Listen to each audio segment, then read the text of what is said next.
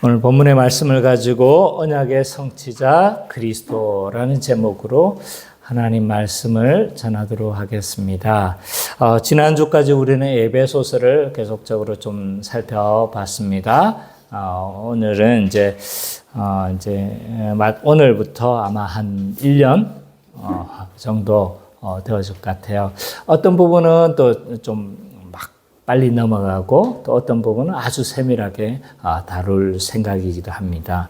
그래서 이제 주기도문에서는 하나하나씩 또 이렇게 이왕 가는 김에 하나하나 자세히 다루려고 합니다.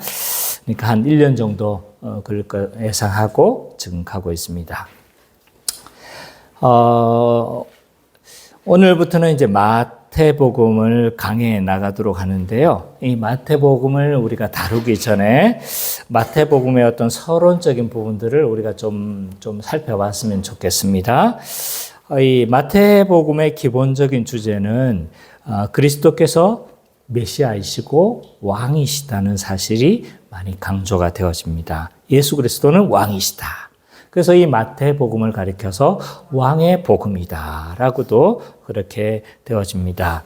그래서 이 마태복음의 수신자는 유대 공동체입니다. 그러니까 유대인들을 대상으로 이 마태복음이 쓰여져서 그래서 굉장히 유대적인 요소가 강하고 그리고 또 구약에 대한 언급이 굉장히 많죠. 왜냐하면 유대인들은 구약에 대한 이해가 풍성하잖아요. 그러니까 구약의 그런 여러 가지 예언들이 그리스도께서 성취되어졌음을 강조를 하면서 그리스도가 왕이시다라는 것을 그렇게 정리하려고 합니다. 그러나 이제 그는 왕으로 오셨지만 자기 백성에게 거절당하고 십자가에 달려 죽으시고 그 십자가의 죽으심으로 말미암아 하나님 나라가 성취되어짐을 이 마태복음에서는 잘 보여주고 있습니다. 이 마태복음은 또한 공간복음 중에 하나입니다. 그래서 이 공간복음이라는 것은 공통된 관심의 복음서라는 거예요. 공통된 관심의 복음서라는 거예요. 그래서 이 신약은 몇 개의 복음서로 이루어져 있습니까? 네, 뭐죠? 마태, 마가, 누가, 요한복음. 다 예수 그리스도의 행적을 다 기록한 거죠. 각각의 다른 관점에서 이렇게 이제 예수 그리스도의 행적에 대해서 설명을 하지만 그러나 이제 마태, 마가, 누가는 이제 같은 관점으로 예수 그리스도를 이제 예수 그리스도를 설명하려고 합니다. 그럼 그 공통된 관점이 뭐냐라고 했었을 때 그 공통된 관점은 하나님 나라라는 관점인 거예요. 그래서 이 세 복음서를 읽을 때는 하나님 나라라는 관점으로 읽어내는 것이 굉장히 중요합니다.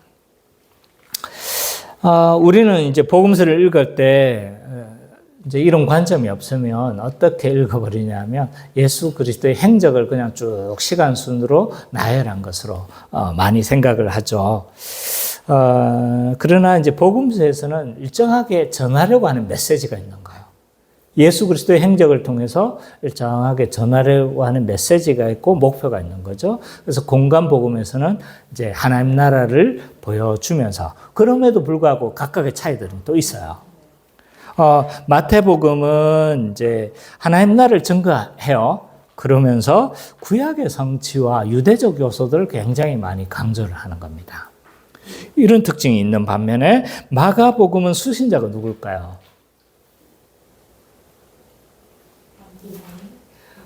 이방인은 이방인인데 마가복음은 수신자가 누굴까요? 예수 그리스도의 행적을 기록한 것이긴 하지만 주로 이제 누구를 대상으로 한 거냐면 로마인을 대상으로 했습니다.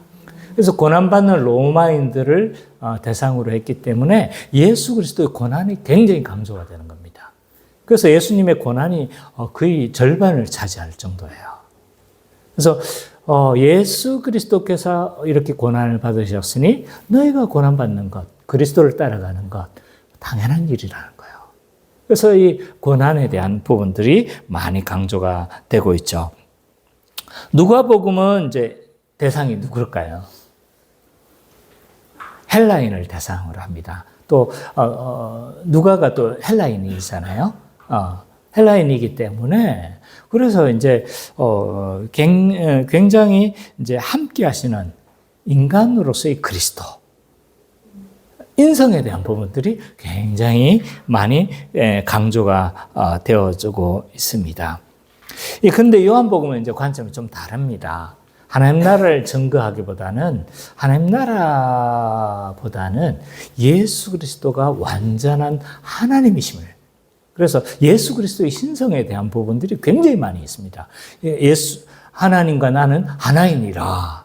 그리스도가 내 안에 하나님이 아니 굉장히 이제 그리스도가 하나님 되심을 굉장히 많은 것들을 표현해서 설명을 하고 있죠. 그래서 예수 그리스도의 신성에 대한 부분을 강조하고 있다. 그래서 이런 복음서가 이제 각각에 쓰여졌지만 그러나 그리스도의 다양한 모습들을 이 복음서를 통해서 우리가 좀 살펴볼 수 있는 거죠. 자, 이런 이제 공간 복음 안에서도 이런 차이가 있다는 걸 살펴봤고, 이 다른 복음서와 다른 마태복음만의 독특한 특징에 대한 부분들도 우리가 좀 살펴볼 필요가 있습니다. 이 마태복음은 마가복음이나 누가복음과 달리 시간 개념이 굉장히 약합니다. 이 말은 뭐냐 하면 마태복음은 기본적으로 시간의 흐름에 따라서 연대기적으로 기록한 건 맞습니다.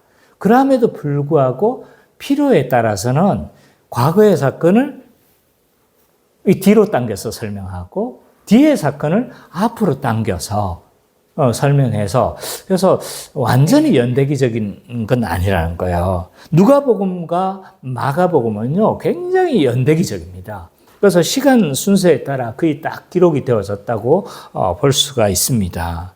그러나 이 마태복음은 기본적으로는 시간 순서이지만 필요에 따라서 시간을 초월한다는 거예요. 이런 특징들을 우리가 좀 잘 이해를 해야 합니다. 그리고 이 마태복음의 또 다른 특징 중에 하나는, 독특한 특징 중에는 하나님 나라라는 용어를 쓰지 않습니다. 대신에 어떤 용어를 쓸까요? 네, 천국이라는 용어를 씁니다. 왜 하나님 나라를 쓰지 않고 천국이라는 용어를 사용할까요? 왜 그럴까요? 유대인들의 특징들이, 수신자가 유대인이었잖아요. 그러니까 유대인들은 하나님이라는 이름을 언급하기를 좀 꺼려합니다. 그래서 그 대용어가 이제 하나님에 대한 대용어가 하늘이거든요. 그래서 하늘나라, 천국이라는 용어를 사용을 하고 있습니다.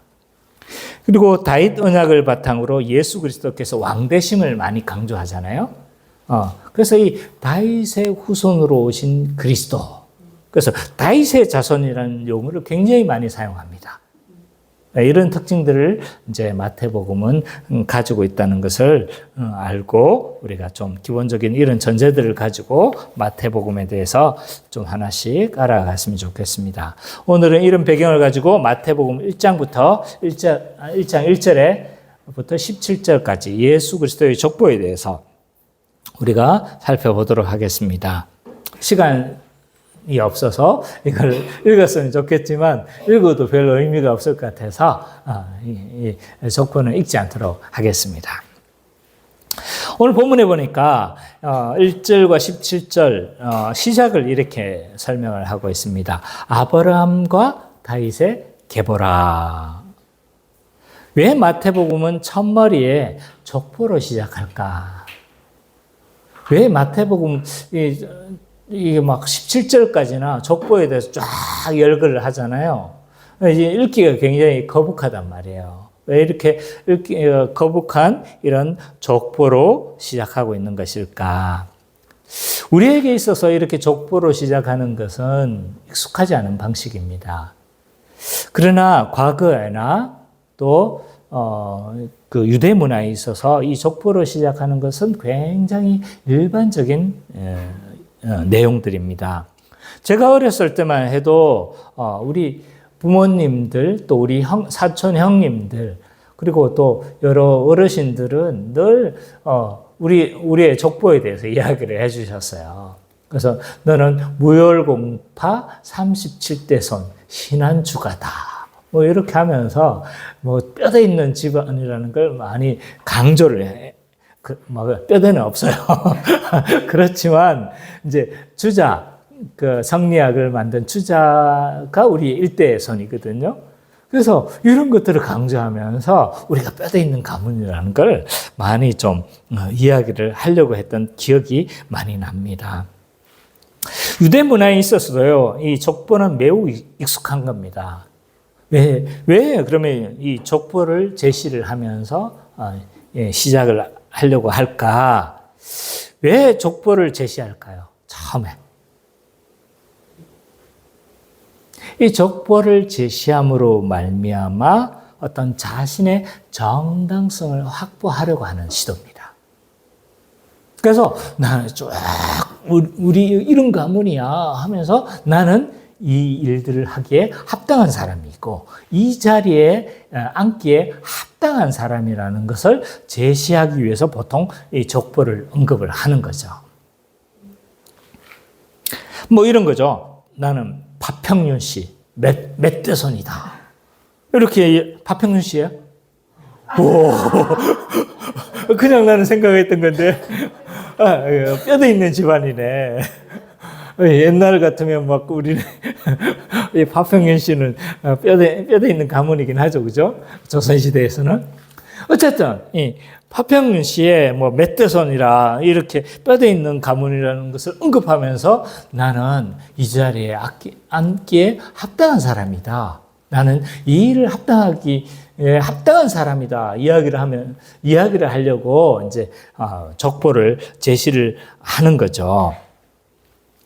그래서 유대인들도 그랬던 것 같아요. 족보를 통해서 자신의 정당성을 확보하려고 하는 시도가 이런 족보를 제시하는 이유입니다.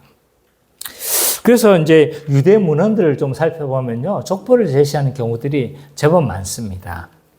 그래서 유대 3대 랍비 중에 하나인 힐렐도 자신의 정당성을 확보하기 위해서 자신의 족보를 쭉 언급을 합니다. 그래서 나는 누구 지파의 누구의 맷대손이라는 걸 쫙 하면서 자신이 이런 랍비로서 굉장히 정당성을 확보하려고 그렇게 시도를 합니다.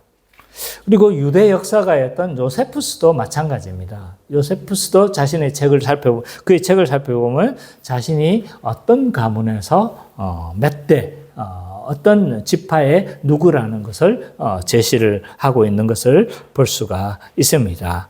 이처럼 이 족보를 제시해서 이렇게 제일 먼저 언급하는 이유는 자신이 이 족보를 통해서 자신이 이런 어떤 정당성을 확보하려고 하는 시도다라고 보면 될 것 같습니다.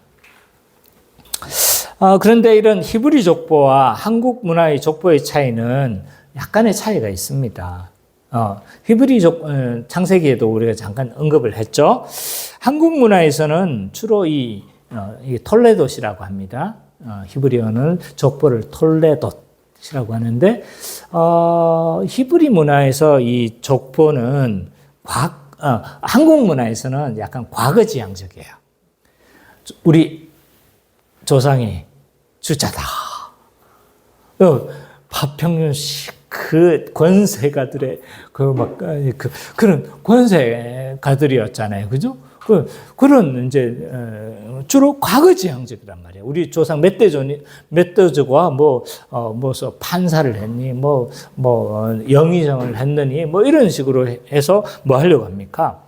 그래서 과거지향적으로 과거의 유명인이 우리의 조상이었다라고 하면서 정당성을 확보를 하려고 합니다. 근데 이제 히브리 족보의 특징은 과거지향적이라기보다는 맨 마지막에 인물에 집중을 시킵니다. 그래서 쭉 열거를 하면서 포커싱은 어디에 있는 거예요? 맨 마지막에 언급하는 사람인 거예요. 그래서 창세기에도 족보를 쫙 봐보면요, 맨 마지막에 언급하는 사람을 주의 깊게 봐야 돼요. 그래서 아브라함을 소개를 하고 있고, 또 이게 막 이렇게 족보를 봐보면 맨 마지막에 인물을 봐보면 바로 이제 그 사람의 인물을 전개를 해 나가거든요. 그래서 그 사람에게 집중시키려고 하는 의도를 가지고 있는 거죠.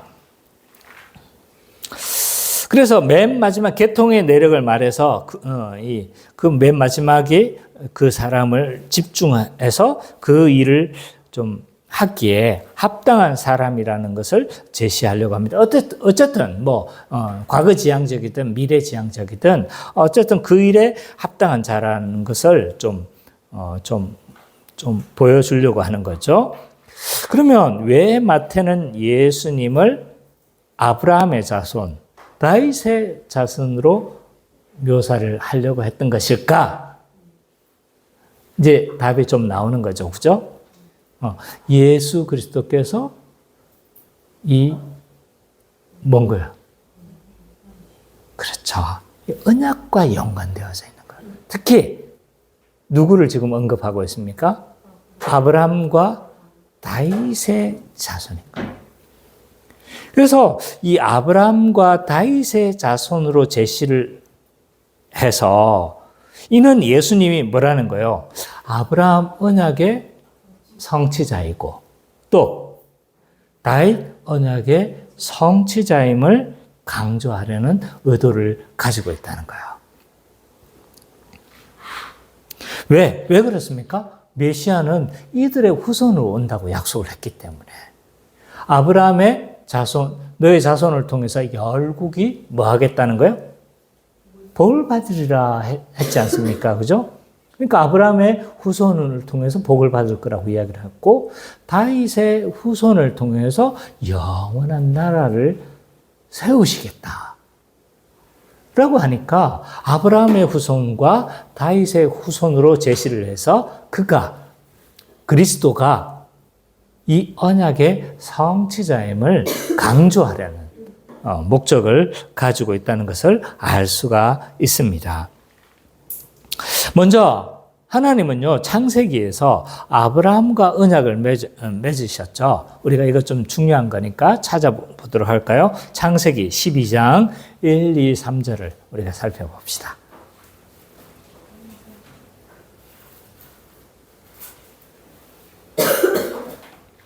창세기 12장 1, 2, 3절.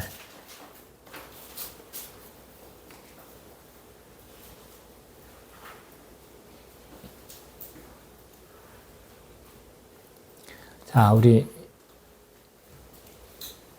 예준이가 한번 읽어줄래요? 12장 1, 2, 3절. 여호와께서 아브라함에게 이르시되 너는 너의 고향과 친족과 아버지의 집을 떠나 내가 네게 보여줄 땅으로 가라. 내가 너로 큰 민족을 이루고 네게 복을 주어 네 이름을 창대하게 하리니 너는 복이 될지니라. 너를 축복하는 자에게 내가 복이 내리고 너를 저주하는 자에게 내가 저주하리니 땅의 모든 족속이 너로 말미암아 복을 얻을 것이니라 하시니라. 이 아브라함 언약의 내용을 보면 아브라함의 후손을 통해서 뭐 하겠다는 거예요? 복을 줄 건데 근데 이제 많은 자손과 또 땅을 줄 것이며 복을 줄 것이다라는 것이 핵심 내용이라는 것을 알 수가 있습니다. 이것은 이제 우리가 이건 뭐에 대한 약속이냐라고 했을 때 땅 부자가 될 거다. 뭐 이런 말의 의미는 아닌 거죠. 그죠? 이 언약의 내용은 하나님 나라에 대한 약속이라는 것을 알 수가 있어요. 그래서 자세히 살펴보면 이것들이 나라의 3요소인 거예요. 나라의 3요소가 뭡니까? 국민, 땅, 주권. 이 세 가지가 있어야 뭐가 됩니까? 한 나라가 형성이 되는 거죠. 이 중에 하나라도 없으면 안 되는 거예요. 땅도 있고 국민도 있는데 주권이 없으면 나라가 안 되는 거예요. 일제시대 때, 그래서 우리 나라가 아니었다라고 막 이런, 요즘 국감에 올라오시는 분들이 막 그런 이야기를 주장을 하시던데, 식민사관을 가진 사람들인 거죠. 그죠? 그때 우리는 임시정부가 있었어요. 그래서 대한민국 헌법 1조에 우리는 임시정부의 그걸 따른다고 이야기를 하고 있잖아요. 그죠? 어쨌든 이 세 가지 중에 하나라도 없으면 안 되는 거예요. 땅이 없으면 나라가 또 안 되겠죠. 그죠? 또 국민이 땅도 있고 주권도 있어. 아무도 그 다스림 받는 백성이 없어. 그러면 국가가 형성이 안 되는 거예요. 근데 이 세 가지를 봐보니까 땅도 주시고 국민도 주시고 복을 주시겠다 하는 거. 이 복은요. 성경에는 이 복이 하나님의 다스림과 복을 같은 것으로 취급을 해요. 그러니까 복을 주시겠다는 거 하나님께서 다스린다는 거예요. 그러니까 하나님이 주권을 가지시고 또 뭐 한 거예요? 민족을 주시고 땅을 주시겠다라고 약속하면서 하나님 나라 창조 때 주셨던 그 잃어버렸던 그 하나님 나라를 다시 회복하시겠다라고 약속하신 언약이 아브라함 언약이다라는 것을 알 수가 있습니다. 근데 이런 아브라함 언약을 누가 성취하겠다는 거예요? 예수 그리스도께서 성취하셨다는 것을 보여주고 있습니다. 근데 뭐 본문에서는 그렇게 별로 없는데요.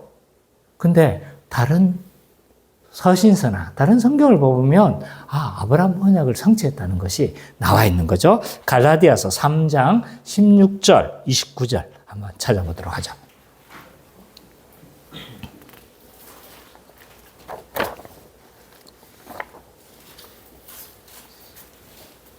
16절 누가 찾았으면 읽어주십시오. 갈라디아서 3장 16절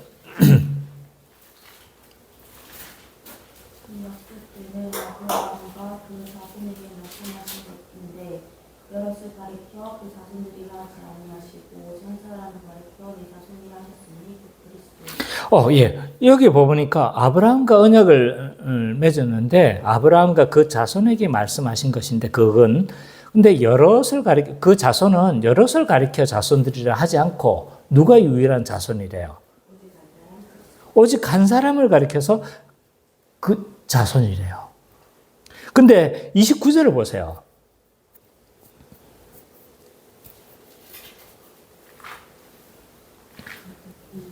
29절에 보니까 뭐라고 되어 있습니까?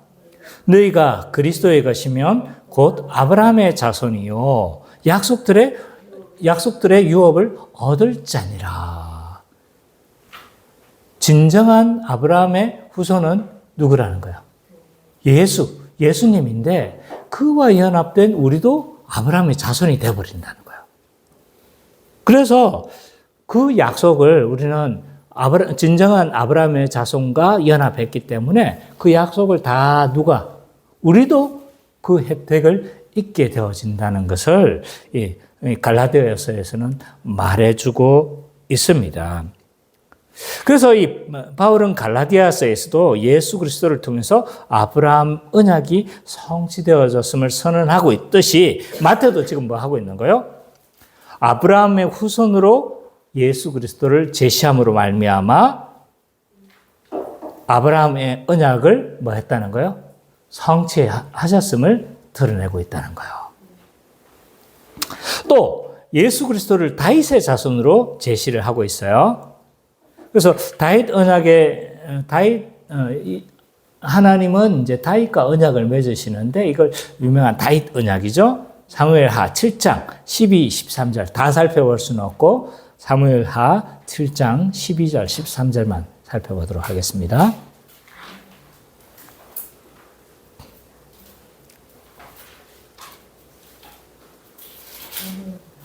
(7장) 12절, 13절.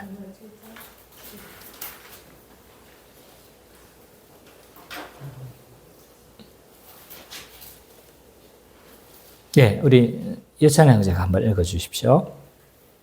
내 수 안에 서서 내 조상들과 함께 누울 때에 내가 내 몸에서 나의 메시를 내 뒤에 세워 그의 나라를 경고하게 하리라. 그는 내 이름을 위하여 집을 건축할 것이요 나는 그의 나라 왕위를 영원히 경고하게 하리라. 자, 다윗 언약의 핵심 내용은 뭐냐면 다윗의 자손이 뭐 하겠다는 거예요? 하나님 나라를 백성을 대표, 그럼 왕으로 오시겠다는 거죠. 왕으로 오셔서 하나님께 온전히 순종함으로 말미암아 어떻게 하겠다는 거예요? 영원한 나라를 세우시겠다고 그렇게 약속을 하고 있습니다. 약속을 하고 있습니다. 근데 이런 내용을 그리스도가 성취했다는 내용이 어디에 있는 거예요? 누가복음에 있어요. 누가복음 1장 31절 33절.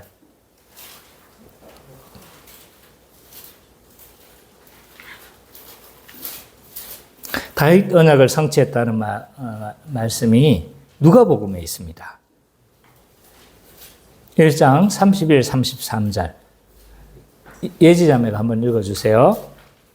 그가 내가 함께하여 아들을 낳으리니 이름이 예수라 하나 그가 큰 자가 되며 제일 높으신 이 아들이라 따라줄 것이요 주 하나님께서 그 조상 다윗의 왕위를 그에게 주시리니 영원히 야곱의 집을 왕으로 다스리실 것이며 그 나라가 무궁하리라. 네, 그 예수님이 이 다윗 언약을 다윗 언약을 성취했다는 것을 잘 보여주고 있죠. 그래서 이 누가는 예수 그리스도를 통해서 다윗 언약이 성취되어졌음을 선언하고 있습니다. 그래서 예수님은 다윗 언약의 성취자로서 왕으로 오신 거예요. 왕으로 오셔서 인간을 대표하시는 거예요. 그래서 인간을 대표하셔서 어떻게 하는 거예요? 모든 율법을 다 성취하시는 거예요. 대표가 되셔서. 또 대표가 되셔서 십자가에 죽으심으로 말미암아 뭘 하시는 거예요? 형벌 대속적 죽음을 죽으시는 거죠. 그래서 영원한 나라를 세우시고 십자가에서 부활하시고 승천하셔서 보호자의 우편에 앉으심으로 말미암아 뭐가 되시는 거예요? 하나님 나라의 왕으로서 통치하신다는 사실을 잘 보여주고 있습니다. 그래서 실제로 이런 마태에 나오는 족보는요, 왕의 계보입니다. 왕의 계보. 그래서 왕으로 오셨음을 예수 그리스도께서 왕으로 오셨음을 강조를 해요. 왕으로 족보가 다 그런 거 아닙니까? 누가복음에도 그런 거 아니에요? 누가복음 살펴보면요, 누가복음에도 동일한 족보가 나와요. 그런데 왕의 계보가 아닌 거예요. 마태복음은 다윗의 아들로서 누구를 제시하는 거예요? 지금 솔로몬을 하고 솔로몬의 아들 르호보암, 다 왕의 계보들이에요. 그들이 보면 이제 우리가 구약에 대한 어느 정도 이해가 있으면 그들이 다 왕이었다는 걸 알 수가 있잖아요. 근데 누가복음의 족보에서는요, 다윗의 아들을 솔로몬을 제시하지 않고 누구를 제시하면 나단을 제시해요. 나단. 그러면서 잘 모르는 이름들이 계속 언급이 되는 거예요. 그러니까 마태는 의도적으로 왕의 계보. 그래서 예수님이 누구로 오셨음을 강조하고 있는 거예요? 왕으로 오셨음을 그렇게 강조를 하고 있다는 사실을 알 수가 있습니다. 이런 특징이 있고, 그 외에 몇 가지 이 마태복음의 족보에서 우리가 유익 있게 살펴봐야 될 몇 가지가 있어요.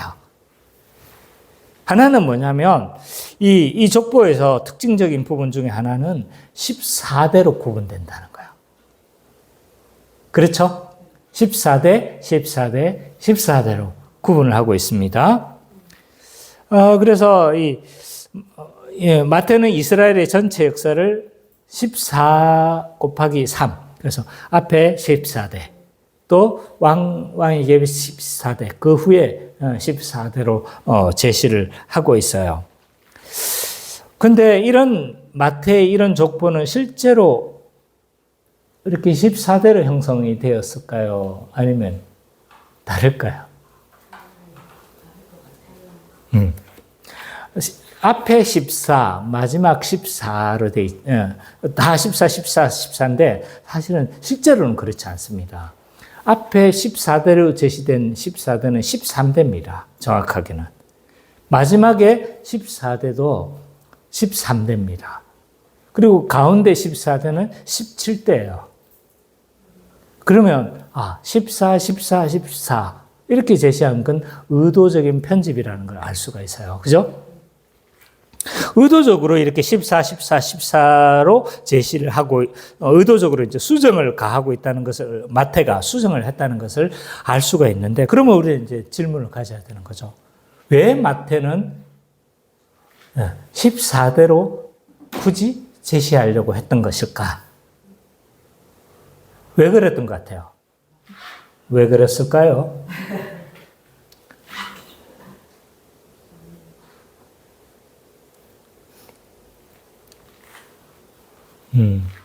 아마 이제 학자들 간에 약간의 차이는 있지만, 때가 되어졌다는 거예요, 때가.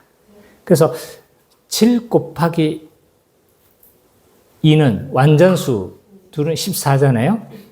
그래서 완전수로 하려고 해서, 그래서 하나님의 때가 되어졌기 때문에, 하나님의 때가 되어졌다는, 그리고 또 조금 다르게 보는 사람도 있어요. 예수님 당시에 게마트리아라는 게 있어요. 게마트리아.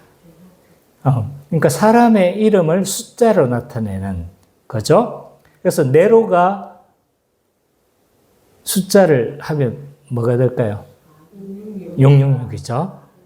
그래서 네로가 막 666, 그 적그리스도에 딱 맡기는 이야기 많이 있는데, 어쨌든 이 사람의 이름을 숫자로 나타내는 것이 있는데, 이걸 게마트리아라고 해요.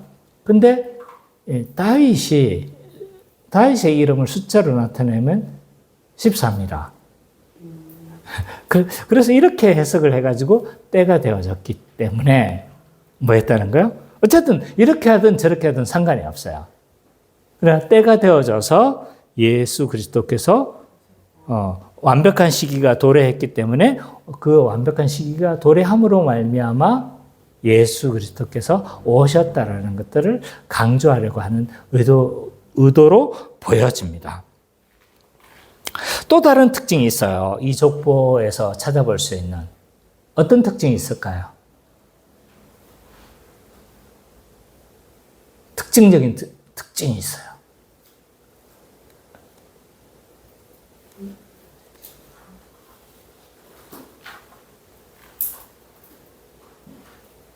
원래 유대 족보에서는 여성이 등장하지 않습니다. 근데 마태의 족보에서 4명의 이방인 여성들이 등장한다는 거예요. 굉장히 이례적인 겁니다.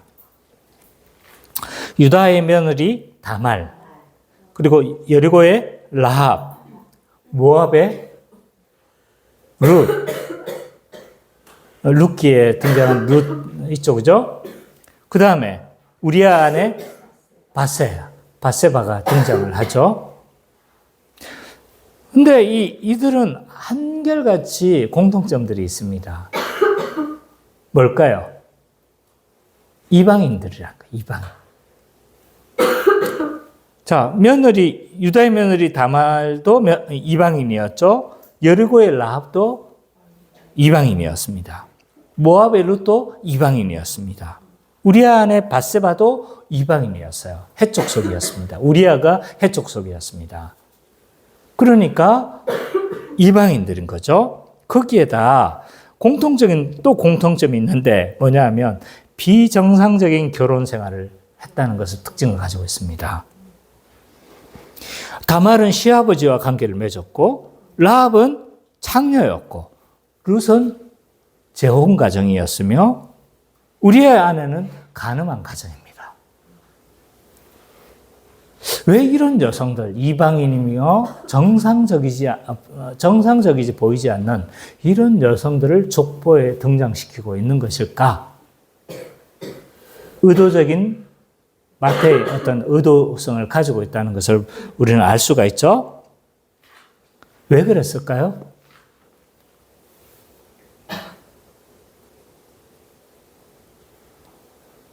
예. 죄인들을 위한 그리스도라는 거예요. 죄인들을 위한.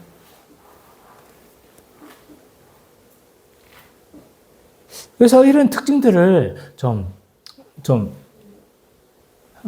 잘 보여주고 있습니다. 그래서 1절과 17절 전체적인 이제 메인 아이디어를 보면 예수 그리스도는 아브라함과 다윗의 후손으로서 하나님 나라를 성취하러 오신 분이시다.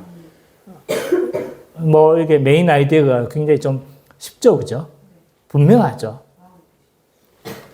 예수 그리스도는 아브라함과 다윗의 후손으로서 하나님 나라를 성취하러 오신 분이시다라는 것을 우리는 이 족보를 통해서 메인 아이디어를 찾을 수가 있습니다.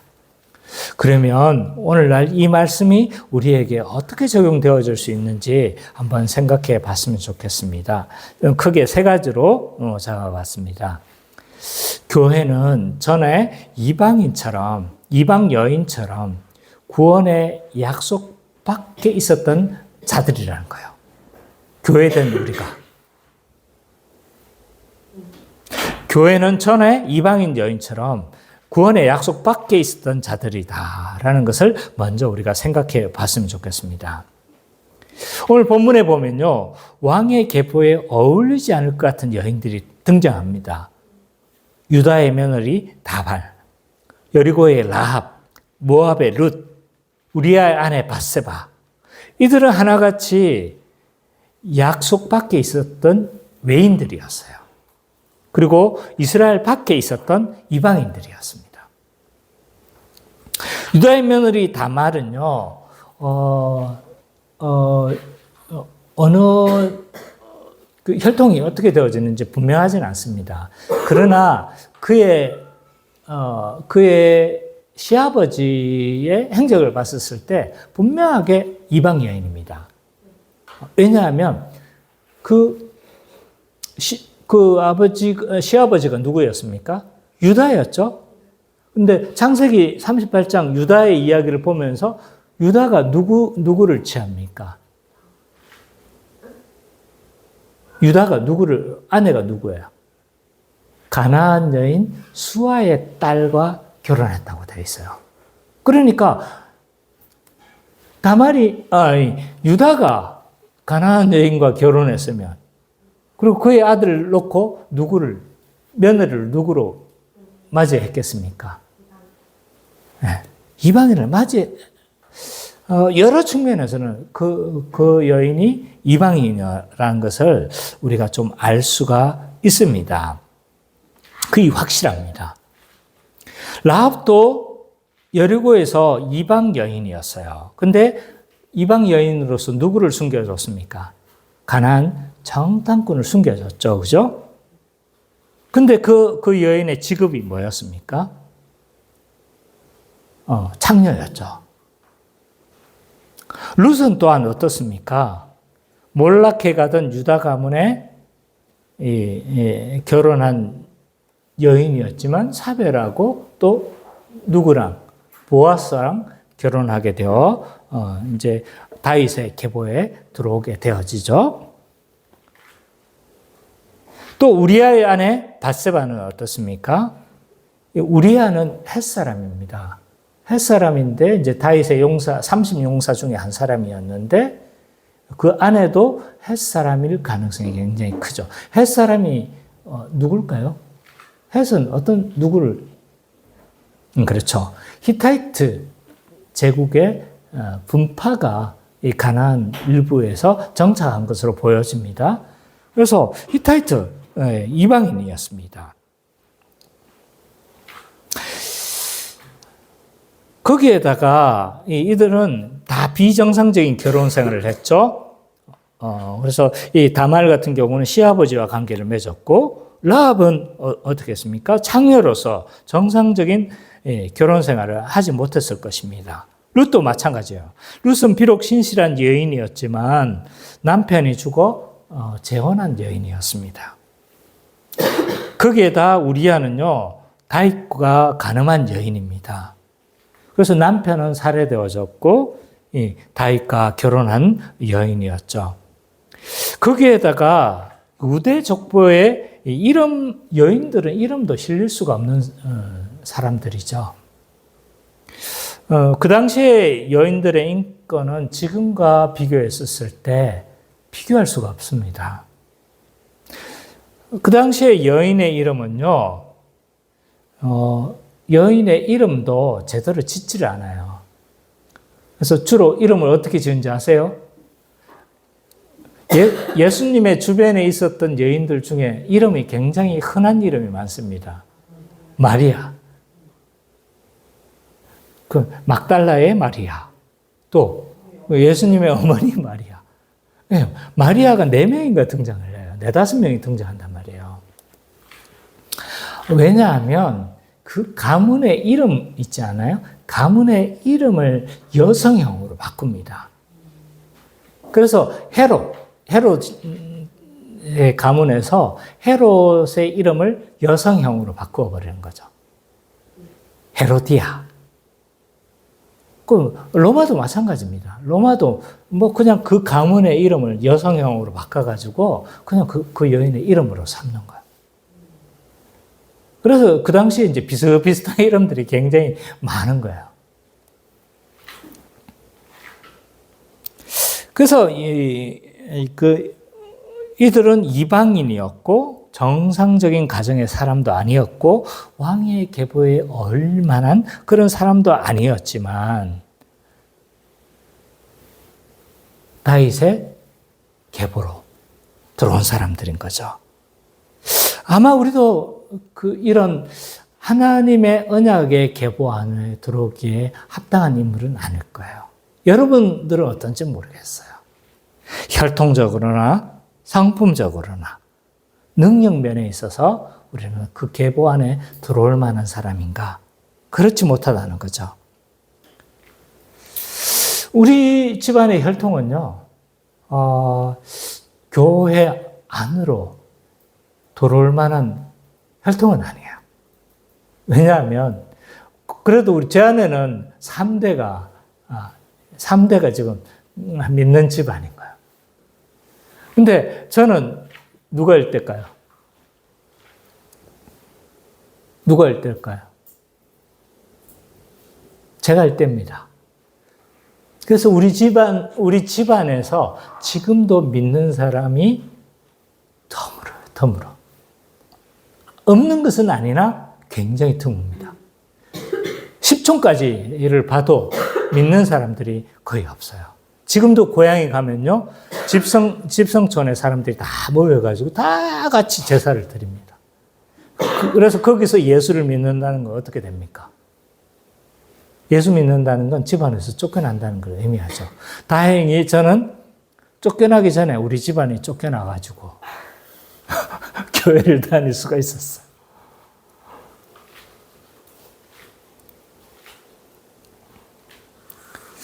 또 성품적으로 봐도 우리는 구원받을 만한 사람이 아니죠.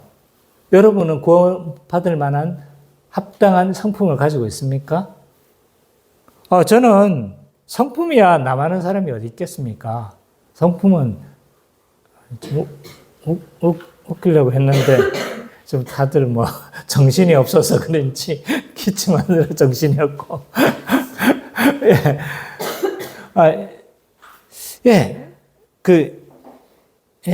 제가 성품이 아무리 좋다 하더라도 구원받을 만한 만큼의 성품은 아니에요. 능력 면에서는 어떻습니까? 능력 면에서 여러분들은 구원받을 만한 능력을 가지고 있습니까? 저는 안 그런 것 같아요. 늘 나의 행적을 봐보면요, 늘 중간 아니면 하위권이었어요. 그래서 늘 성적이 중간 아니면 하위권에 늘 되어졌고, 운동도 늘 중간 아니면 하위권. 늘 중하위권이었어. 내 인생이. 탁월한 어떤 재능도 없는 것 같아요.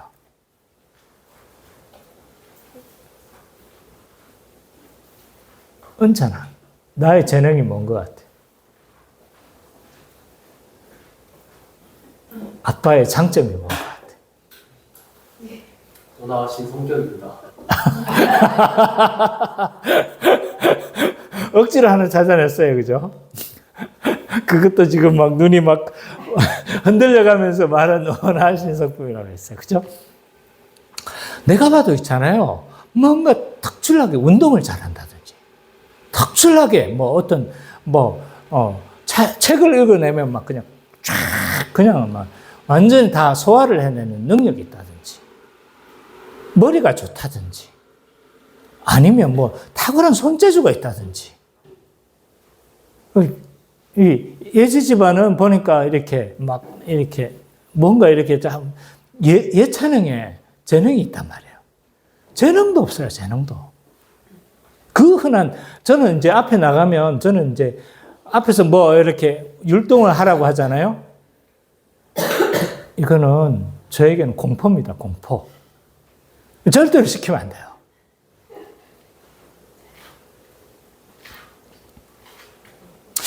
근데 하나님은 저를 긍휼히 여기시고 어떻게 한 거예요?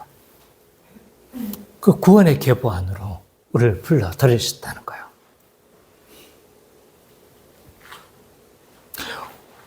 왜 그렇게 되어졌는가? 두 번째, 교회는 그리스도를 통하여 하나님 나라에 속한 자들이 되어졌습니다. 우리가 하나님의 구원 계보에 속하게 되어진 것은, 하나님 나라에 속하게 된 것은 그리스도의 은혜 때문입니다. 이러한 하나님 나라는요, 언약을 통해서 계속적으로 계시되어져 왔던 복입니다. 이런 하나님 나라에 대한 약속은요, 언약을 통해서 계속적으로 약속되어져 왔고, 이 언약의 그 대표적인 언약들을 이제 좀 살펴보자면, 여러 언약들이 있어요. 평화의 언약도 있고, 여러 언약들이 있지만, 그러나 그 중에 대표적인 언약 4가지가 있어요. 하나는 아브라함 언약. 두 번째는 모세 언약. 그 다음은요, 다윗 언약. 그 다음은요, 새 언약. 이 4가지 언약이 가장 이제 대표적인 언약이라고 할 수 있어요. 왜 그러면 이것들이 대표적이냐라고 했었을 때 하나의 어떤 점진 특출한 면들을 제시하고 있다는 거예요. 다른 언약들은 계속 언약을 맺지만 갱신의 차원인 거예요. 모세와 언약을 맺었던 것들이 있잖아요. 모압 땅에서 언약을, 가나안 땅에 들어가기 전에 언약을 맺어요. 근데 이걸 언약 역사 가운데서 특출나게 인정하지 않는 이유는 뭐의 갱신이에요? 모세 언약의 그냥 그대로의 갱신인 거예요. 근데 새로운 언약, 특별한 언약이 있다는 건요, 그 언약이 어떤 특출난 어떤 부분들을 제시를 하고 있다는 거예요. 발전적인 성향을 가지고 있다는 거예요. 그래서 하나님 나라의 언약은요, 통일성을 가지고 있어요.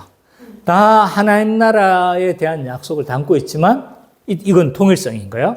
그런데 점진성을 가지고 있어요. 그리고 유기성을 가지고 있습니다. 하나의 어떤 점점 발전해가고, 언약이 새로 체결되어질 때마다 발전되어지고, 근데 그 발전되어진 것들이 서로 유기성을 형성하고 있다는 거죠. 자, 아브라함 언약을 통해서, 아브라함 언약의 특별한 점은 뭐냐면요, 아브라함 언약을 통해서 하나님 나라를 다시 회복하시겠다는 약속을 하시는 거예요. 가장 모든 언약의 뭐다? 원조다, 원조. 그래서 하나님 나라를 잃어버렸던 그 하나님 나라를 회복하실 것에 대한 약속을 하고 있다는 측면에서는 굉장히 중요하고 가장 바탕이 되어지는 언약이다 라고 말을 할 수가 있습니다. 모세 언약이 이제 이것에 조금 어떤 점진성을 띠고 있어요. 어떤 특별한 발전성을 띠고 있는 거죠. 모세 언약은 어떤 점이 특별할까요?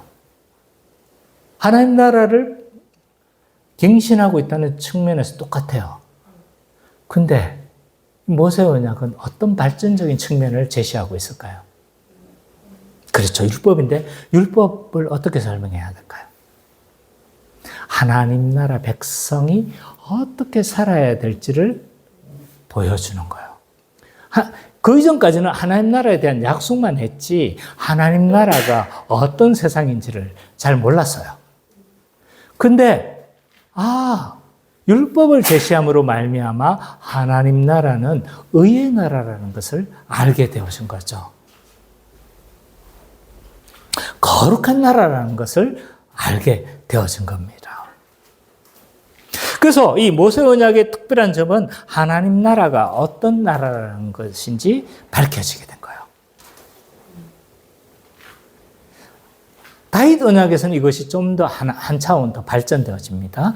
아브라함 언약과 모세 언약 그 토대 위에 또 하나가 더 새로운 발전적인 측면이 제시가 되어집니다. 그게 뭘까요?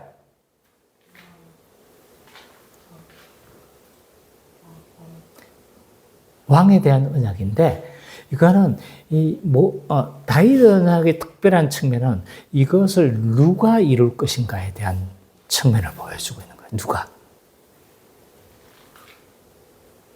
그래서 한 왕을 주셔서 그가 영원한 나라를 세우실 것을 보여주고 있는 거죠. 그래서 한 왕이 오셔서 어떻게 하는 거예요? 온전히 율법을 성취하시고 또 어떻게 하는 거예요? 형벌 대속주 죽음을 죽으심으로 말미암아 인간을 대표함으로 그래서 형벌 대속주 죽으심으로 말미암아 이것을 하나님 나라를 누가 성취할 것인가? 이 측면을 다윗 언약은 제시해 주고 있다는 거예요. 새 언약은요.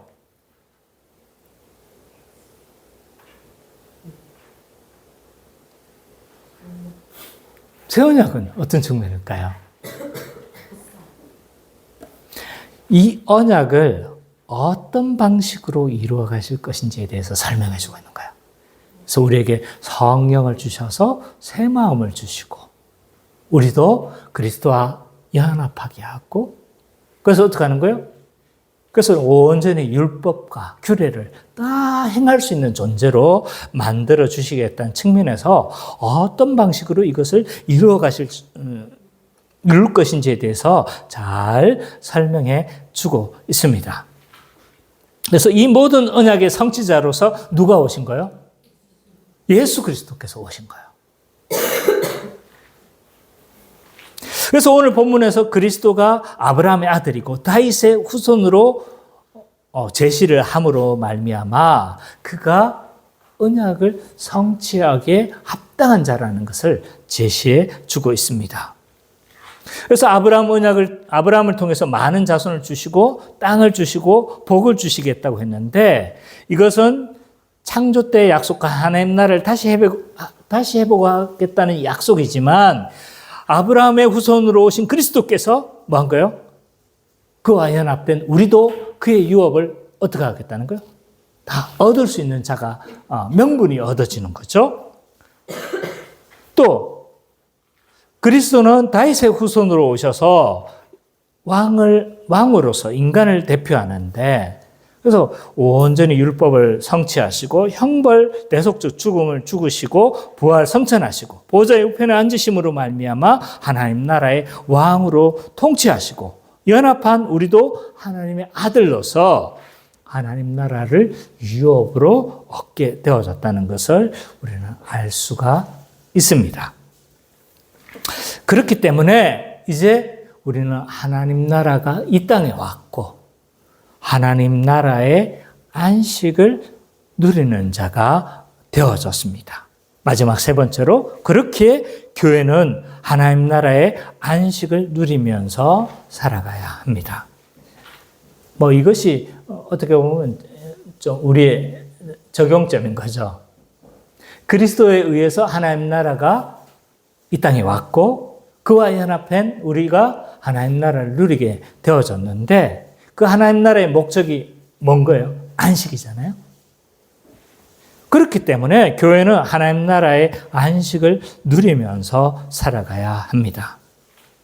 하나님 나라의 목적은 무엇인가? 안식입니다. 하나님은 천지 창조를 하시고 난 이후에 제7일째 되는 날 안식하심으로 말미암아 이 땅을 창조하신 목적이 안식에 있다는 걸 보여주셨어요.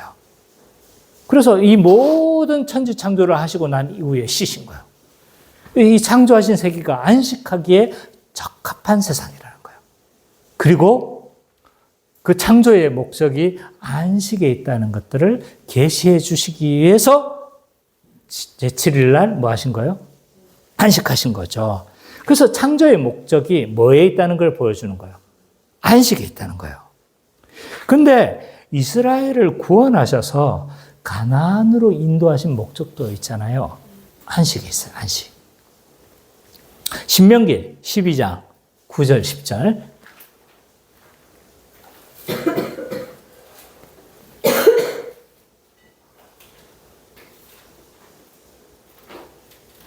신명기 12장 9절 10절.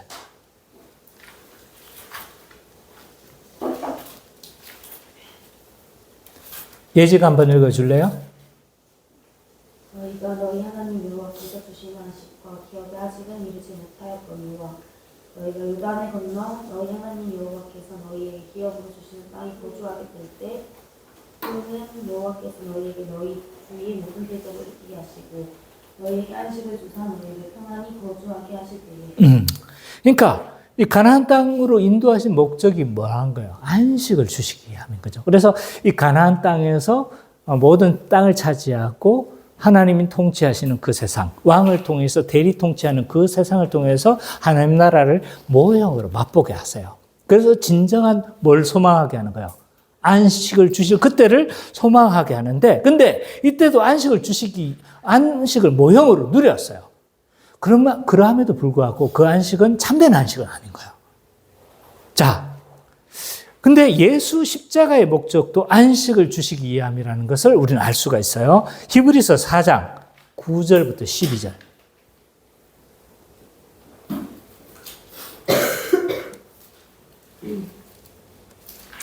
히브리서 4장 9절부터 12절. 예찬 형제 한번 읽어주세요. 그런데 안식할 때가 하나님의 백성에게 남아있도다. 이미 그의 안식에 들어간 자는 하나님이 자기 이름을 주신 것 같다. 8절부터. 죄송해요. 만일 여호수아가 그들에게 안식을 주었더라면 그 후에 다른 날을 말씀하지 아니하셨으리라. 그런즉 안식할 때가 하나님의 백성에게 남아있도다. 이미 그의 안식에 들어간 자는 하나님이 자기 일을 쉬신과 같이 그도 자기 일을 쉬느니라. 그러므로 우리가 저 안식에 들어가기를 힘쓰지니 이는 누구든지 저 순종하지 아니하는 분에 빠지지 않게 하라 함이라. 예, 히브리서에 보니까 가나안 땅으로 인도했던 그것도 안식이지만 최종적인 안식은 아니라고 이야기를 하는 거예요. 그래서 어떻게 하는 거예요? 그리스도를 믿고 순종하는 것이 뭐 하라는 거예요? 안식으로 들어가는 것으로 묘사를 하고 있는 거예요. 그래서 저 안식에 들어가기를 힘쓰라 라고 이야기를 하고 있습니다. 그래서 그리스도께서 오셔서 언약을 성취함으로 하나님 나라가 이루어졌고 그 하나님 나라의 목적인 안식도 그리스도를 통해서 이루어지게 되어진 겁니다. 그렇기 때문에 교회는 하나님의 통치를 받으면서 살아가는 이 교회는요, 안식을 누려야 되는 거예요. 그러면 우리는 하나님 나라의 안식을 어떻게 누리는가? 라고 했었을 때 창조 명령과 밀접하게 연관되어져 있습니다. 아담과 하와가 어떻게 안식을 누린 거예요? 2장에서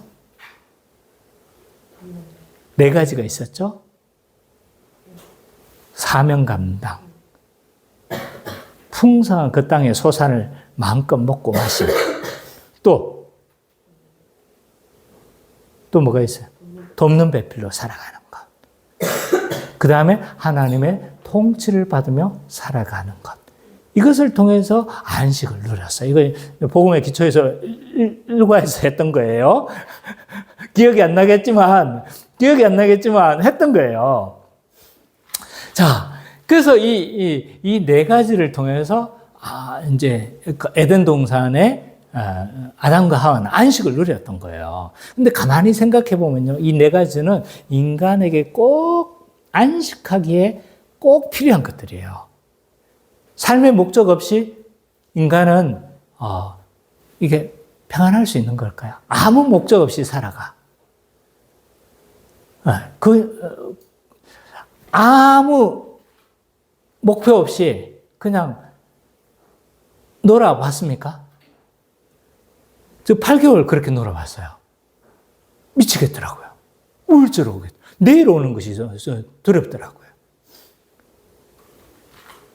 그러니까 아무 삶의 목적 없이 그렇게 살아가는 건요, 인간이 안식할 수가 없어요.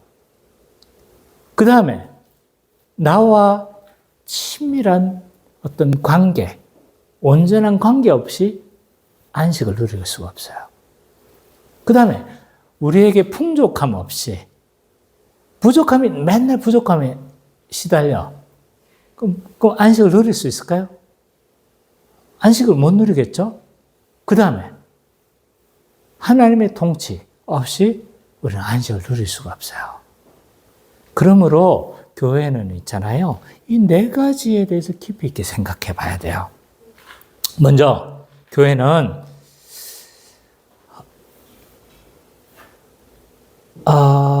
창조 명령을 수행할 때, 사명을 감당할 때 안식을 누립니다.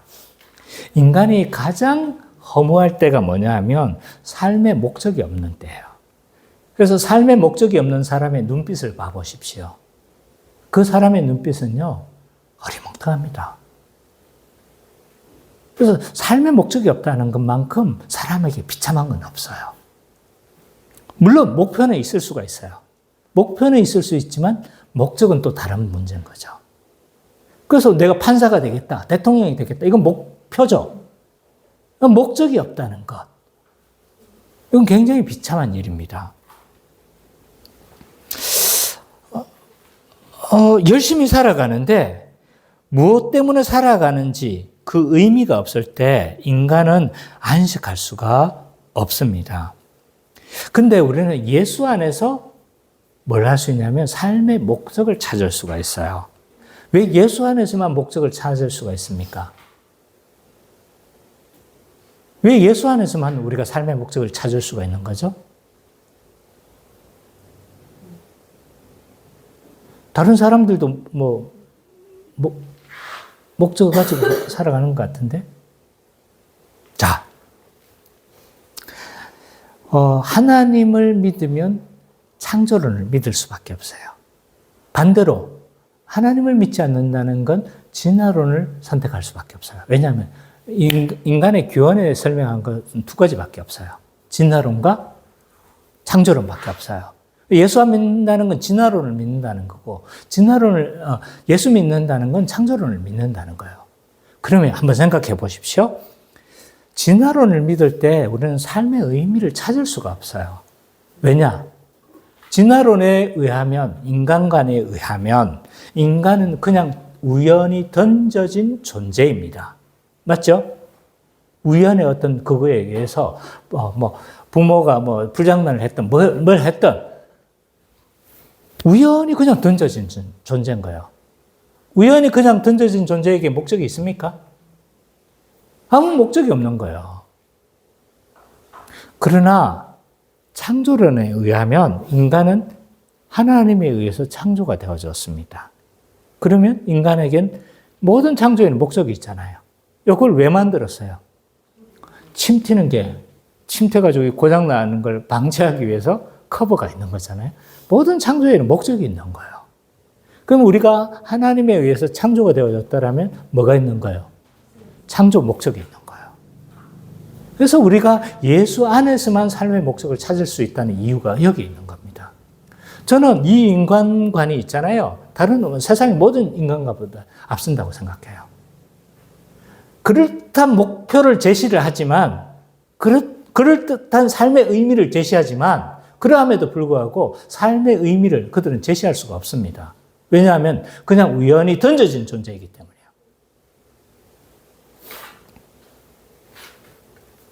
그래서 예수 안에서 우리는 삶의 의미를 회복할 수 있고, 하나님께서 나에게 이 땅을 보내신 목적이 무엇인가를 발견하면서 삶의 목적을 찾을 수가 있는 거죠.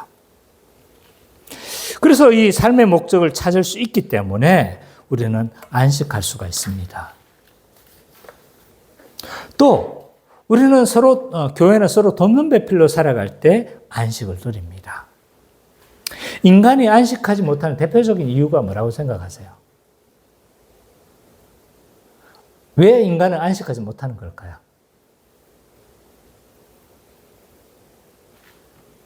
저는 대표적인 이유가 관계적인 문제들 때문이라고 생각해요. 관계가 온전하지 못하기 때문에 뭐하다는 거죠? 안식하지 못하는 거예요. 왜 우리가 불행하다고 느낍니까? 관계의 깨짐 때문이 아닙니까? 왜 우리가 행복하지 못하다고 느낍니까? 관계의 깨짐 때문입니다. 원수 같은 관계, 이런 관계들 때문에 안식하지 못하는 거예요. 서로 착취하려고 하는 관계 때문에 안식하지 못하는 겁니다. 근데 우리는 예수 안에서 성령을 받은 우리는 이제 서로 사랑할 수 있는 관계가 되어집니다. 그래서 한 몸인 지체는 서로 돕는 배필로 살아가야 합니다. 이것이 우리가 에베소서에서 잘 살펴봤죠? 그래서 이것은 창조 섭리입니다. 왜냐하면 삼위 하나님이 완벽한 삼위일체의 공동체처럼 우리도 하나님의 형상을 받은 존재로서 돕는 배필로 살아가는 것이 완전한 창조 섭리입니다. 그래서 우리는 성령 안에서, 예수 안에서 서로 사랑하며 살아갈 수 있기 때문에 우리는 안식할 수가 있습니다. 교회는 이러한 안식을 누려야 합니다. 세 번째로, 하나님의 통치 아래 살아갈 때 안식을 누립니다. 풍성함은요, 서로 돕는 배필과 연관되어지기 때문에 뺐습니다. 왜냐하면 서로 돕는 배필로 살아가면 우리는 풍성한 가운데 살아갈 수가 있어요.